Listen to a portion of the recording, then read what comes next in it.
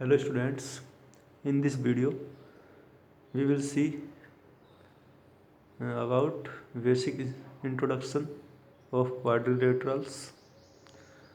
Note point है quadrilaterals. What is quadrilaterals? Quadrilaterals refers to a four sides polygon that has four angle.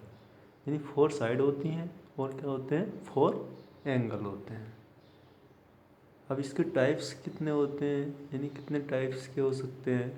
Trapezium भी हो सकता है, kite type का भी हो सकता है, और पैरालेलोग्राम भी हो सकता है, और रोम्बस हो सकता है, और दिस कैन बी रेक्टेंगल और स्क्वायर ऑल्सो। तो फर्स्ट हम बात करते हैं ट्रेपीजियम किस शेप का होता है। What is trapezium? Trapezium is a quadrilateral with a pair of parallel side, यानी जिसमें एक पेयर क्या होता है, पैरेलल होता है। ये इसके पैरेलल है लेकिन ये इसके पैरेलल नहीं है, यानी केवल वन पेयर पैरेलल होगा, यानी ये इसके पैरेलल है। ओके, केवल एक ही पेयर पैरेलल होगा, ये हो जाए या ये हो जाए। तो इसमें क्या है, पैरेलल क्या होती हैं, जो एक दूसरे को कभी इंटरसेक्ट नहीं करती हैं। वे लाइन क्या होती है, पैरेलल होती है। देखो, यदि हम इन लाइनों को बढ़ाते चले जाएं तो ये एक दूसरे को इंटरसेक्ट कर जाएंगी, बट यदि हम इन दोनों को आगे बढ़ाएं दोनों तरफ तो ये एक दूसरे को कभी भी इंटरसेक्ट नहीं करेंगे। जो लाइन कभी भी एक दूसरे को इंटरसेक्ट नहीं करती हैं ये क्या होती है, पैरेलल लाइन। तो ट्रेपीजियम में क्या होता है, वन पेयर होता है पैरेलल साइड्स का, यानी कोई भी आमने सामने की टू लाइंस क्या होती हैं, अपोजिट टू लाइंस पैरेलल होती हैं। Okay, one pair of parallel sides called trapezium. यानी मैंने लिखा है इसमें A B parallel C D. Okay, ये ट्रेपीजियम का एरिया हम कैसे फाइंड करते हैं, तो एरिया ऑफ ट्रेपीजियम कैसे हो जाता है, 1/2 sum of parallel sides, sum of parallel sides, ये पैरेलल साइड से इनका सम कर देते हैं इनटू हाइट।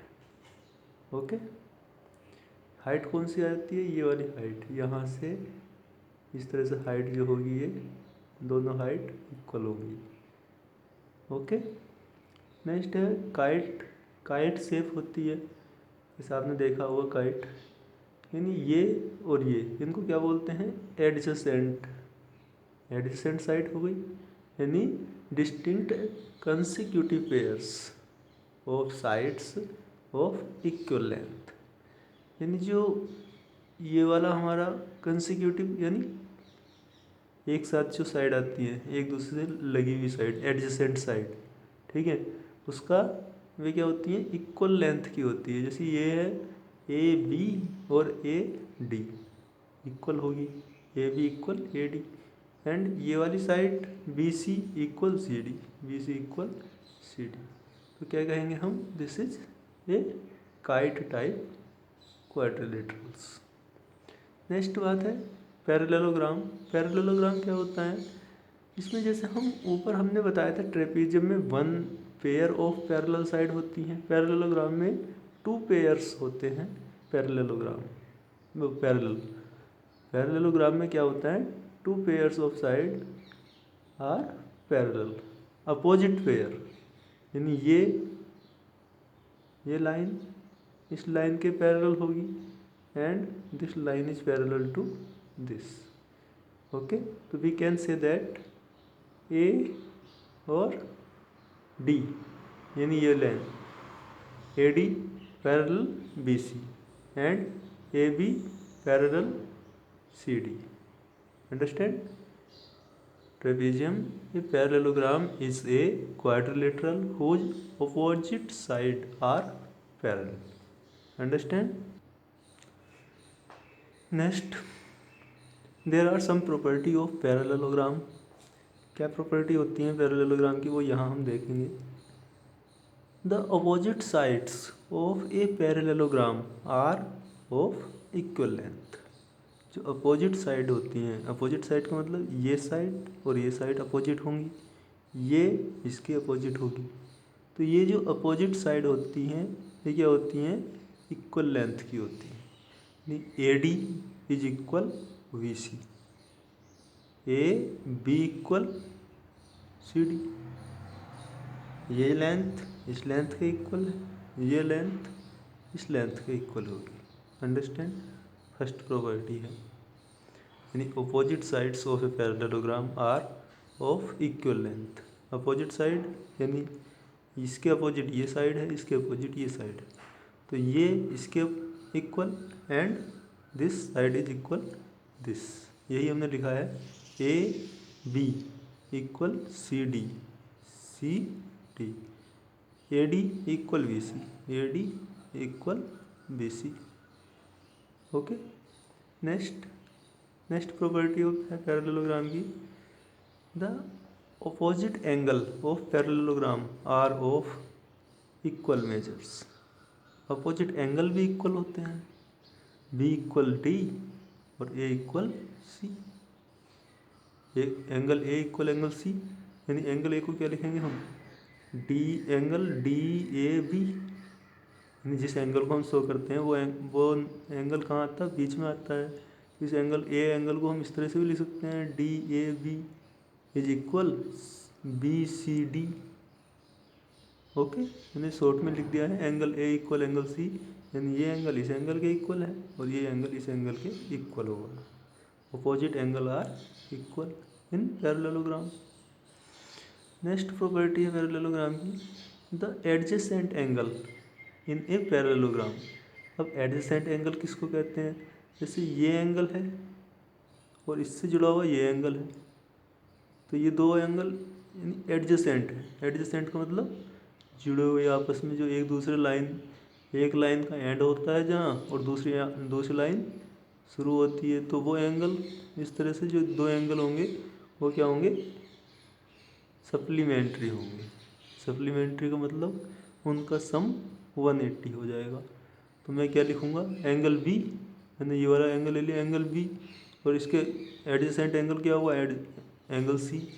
एंगल बी और angle C is equal to 180।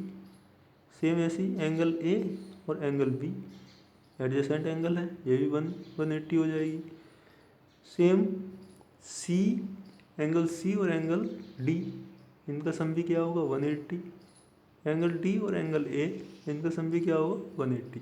यानी किसी भी टू एडजेसेंट एंगल को जब हम सम करेंगे तो 180 होगा। ओके, एडजेसेंट एंगल जो एक साथ लगे हुए होते हैं, जैसे ये और ये, ठीक है, इसकी इस वाली लाइन लेंथ से इसकी ये वाली लेंथ लगी हुई है, तो ये जो होंगे एंगल ये वाला और एंगल ये क्या होंगे, एडजेसेंट एंगल, और एडजेसेंट एंगल का सम कितना होता है 180।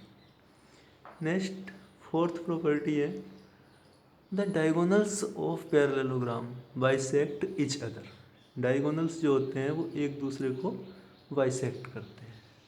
बाइसेक्ट का मतलब जैसे हमने ये डायगोनल ड्रॉ किया है, एक इसका डायगोनल है वी डी और एक डायगोनल्स है ए सी। तो ये डायगोनल्स क्या है, एक दूसरे को बाइसेक्ट करते हैं at the point of their intersection. जो इंटरसेक्टिंग पॉइंट होता है उस पॉइंट पर डायगोनल्स एक दूसरे को बाइसेक्ट करते हैं। यानी क्या लिखूँगा मैं, O D equal O B, यानी बाइसेक्ट हो जाएगा, टू इक्वल पार्ट में डिवाइड हो जाएगा डायगोनल्स। ओके, क्या लिखूँगा, O B equal O D, यानी ये जो हमारा डायगोनल्स था वी डी, ये टू पार्ट में डिवाइड हो गया, टू इक्वल पार्ट में, O B equal O D and A O equal O C. ऐसे लिख सकता हूँ, ओ ए इक्वल ओ सी, ओ ए इक्वल ओ सी और O D equal O B. This is okay. यानी जो डायगोनल्स होते हैं वो एक दूसरे को इंटरसेक्ट करते हैं इंटरसेक्शन पॉइंट पर, बाइसेक्ट करते हैं इंटरसेक्शन पॉइंट पर। Understand. Now exercise of 3.3 exercise देखेंगे हम। देखिए exercise 3.3 this given a parallelogram ABCD। ये पैरेललोग्राम गिवन है हमको ABCD। Complete etch statement along with the definition और प्रॉपर्टी यूज्ड। कौन सी प्रॉपर्टी यूज हुई है उसके अकॉर्डिंग हमको इनको कंप्लीट करना है। देखिए AD इक्वल किसके इक्वल होगा? अपोजिट साइड इक्वल होती हैं, तो मैं लिख दूंगा AD equal BC, opposite side are equal. Understand? Opposite side जो होती है वो इक्वल होती है पैरेललोग्राम में। मुझे गिवन है पैरेललोग्राम है ABCD, तो मैं क्या कर लिखूँगा AD इक्वल BC और प्रॉपर्टी कौन सी हो जाएगी? Opposite side are equal. Okay, same है एंगल DCB, डी कहाँ है ये? DCB यानी C एंगल को रिप्रेजेंट कर रहे हैं। C एंगल किसके इक्वल होगा? C angle is equal angle A, क्योंकि ओपोजिट एंगल भी क्या होते हैं? इक्वल होते हैं। ओके, तो यहाँ क्या लिखूँगा? एंगल DCB इक्वल एंगल क्या आ जाएगा? देखो DCB ये एंगल किसके इक्वल होगा? इस वाले एंगल के। इस एंगल को कैसे लिखूँगा? DAB, एंगल DAB क्या जाएगा? Angle DAB। अंडरस्टैंड? देखिए यहाँ क्या आ जाएगा इसका मेरा फर्स्ट का AD इक्वल BC, यहाँ मैं लिख दूँगा B एंड C, BC हो जाएगा मेरा। अब एंगल DCB के इक्वल क्या लिख दूँगा? एंगल DAB, इसमें एंगल लिख दूँगा DAB। अंडरस्टैंड? सेम OC किसके इक्वल होगा? OC इक्वल टू OA, यानी जो बाइसेक्ट हो, जो हमारा डायगोनल्स होता है वो बाइसेक्ट हो जाता है। ठीक है, तो OC इक्वल OA, इसमें क्या आ जाएगा? OA। ओके, सेम ये है M यानी मेजरमेंट ऑफ एंगल DAB कौन सा है? देखो DAB यानी ये एंगल और प्लस M एंगल CDA यानी ये वाला एंगल और ये वाला एंगल का सम कितना हुआ? यानी ये एंगल और ये एंगल, इन दोनों एंगल का सम कितना हो जाएगा? This angle is adjacent angle, और एडजेसेंट एंगल का सम कितना होता है? 180। ओके, इस तरह से हम क्वेश्चन फर्स्ट सॉल्व करेंगे। देखिए question number 2। Question number 2 is hair.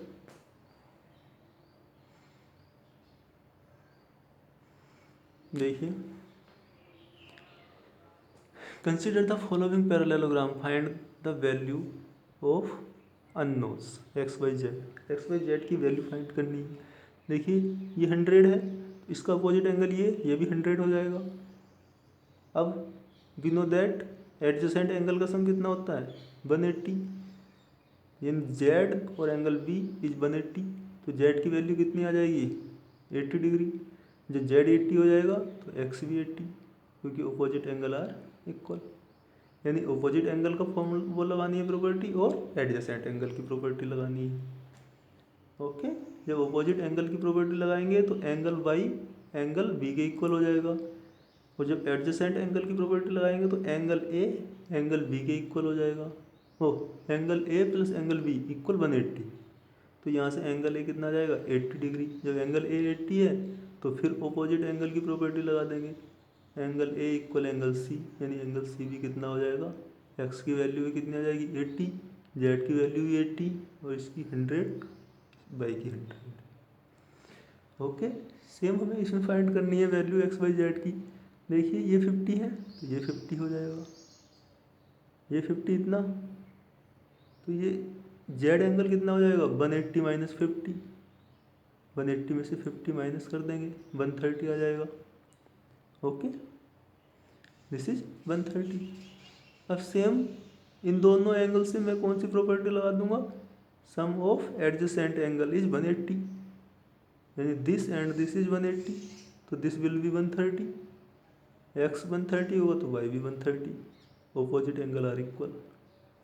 इस तरह से हम जितनी प्रॉपर्टी बताई है सेम उसके अकॉर्डिंग सॉल्व करेंगे। अब इसमें देखिए, इसमें हम प्रॉपर्टी यूज नहीं कर सकते वो वाली, क्योंकि इसमें क्या बाइसेक्ट कर दिया है। और देखो यहाँ से एक तो ट्रायंगल ये बन रहा है हमारा, एक ट्रायंगल ये बन रहा है, एक ट्रायंगल ये बन रहा है, एक ट्रायंगल ये बन रहा है, यानी काफ़ी सारे ट्रायंगल हो गए, लेकिन जो मेन ट्रायंगल एक तो ये है, एक ये है, एक ये है, और एक ये है। अब इसके the sum of all angle in a triangle is equal to 180, और we know that this is 90 degree, ये 90 डिग्री हो जाएगा क्योंकि ये 90 डिग्री पे कट कर रहे हैं, 90 डिग्री पे कट करते हैं पैरेलल पे, तो x इज इक्वल टू 90 और दिस इज इक्वल 30, 90 और 30 कितना हो जाएगा 120, तो दिस विल बी 50 डिग्री, क्योंकि सम ऑफ एंगल ऑफ ट्रायंगल कितना होता है 180, तो इससे हम 180 से फाइंड कर लेंगे ये 90 और इसको फाइंड कर लेंगे। सेम जितना ये होगा उतना जेड हो जाएगा, क्योंकि ये क्या हो जाएंगे हमारे अपोजिट एंगल की प्रॉपर्टी हो जाएगी ये भी एक तरह से। सेम इसमें फाइंड करना है, देखो दिस इज 80 तो this is 80, opposite angle is equal. अब ये एंड ये इज 180, एडजेसेंट एंगल का सम कितना होता है 180, angle x plus angle 80 is equal 180, तो ये कितना आ जाएगा हमारा 100, जितना ये होगा 100 उतना ये वाला एंगल होगा, ये भी 100, और ये टोटल कितना होगा 180, तो 180 minus 100 and Z is 80 degree. Okay, same इसमें फाइंड करना है, देखो जितना जेड होगा उतना एक्स होगा, और जितना 40 है उतना ये वाला होगा एंगल। अब पहले ये देखो ये कितना है 112, तो ये भी 112 होगा ऑपोजिट एंगल से, और इसका सम टोटल का यानी 40 plus Z plus 112 is equal to 180, तो यहाँ से हम जेड की वैल्यू फाइंड कर लेंगे, और जितना जेड होगा उतना एक्स। ओके, क्योंकि एक्स इक्वल जेड। सेम ये फाइंड करना question number 3, can a quadrilateral ABCD be a parallelogram if angle D और एंगल B इज इक्वल 180। देखो इसमें देख लो, इससे पता चल जाएगा हमें angle D plus angle B 180 हो सकता है, D और B का सम 180 हो सकता है, हो भी सकता है यदि ये भी 90 और ये भी 90 हो, तो क्या कह देंगे हम, हो सकता है, इट कैन बी पॉसिबल। और ये दूसरा है AB equal DC, AB equal DC, हमें ये तो पता है अपोजिट साइड इक्वल होती हैं, सही है ये तो। अब ये कहा है ना AD इक्वल 4 और BC इक्वल 4.4, ये 4.4, this can not be possible because opposite side are equal. यदि इक्वल होती AD इक्वल BC, जब ये 4 है तो ये भी 4 होती, तो हम कह सकते थे दिस कैन बी पॉसिबल, तो ये पॉसिबल नहीं है। थर्ड पार्ट है एंगल A इज 70 और angle C is 65, angle A 70 और एंगल C के दिया है 65, that can not be possible, क्योंकि अपोजिट एंगल क्या होते हैं, इक्वल होते हैं, और इसमें इक्वल नहीं दिया है। अंडरस्टैंड, क्वेश्चन नंबर 3 तक सॉल्व करना है इस वीडियो में हमें।